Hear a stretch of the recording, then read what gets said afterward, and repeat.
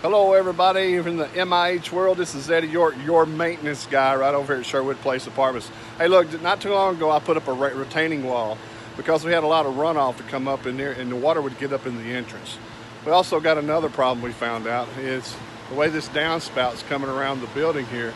It's not allowing the water to go on around, and it'll back up and get into this apartment here. Also with the runoff coming off the top of the ceiling here, the roof, how it would come down and do the same. So what we've done here is we've got a 6-inch gutter that's about to go right up there in that place right up there to stop all this.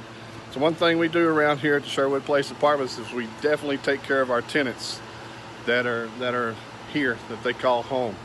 So this is Eddie York. I'm signing off, and if you get the opportunity, you make it happen, baby.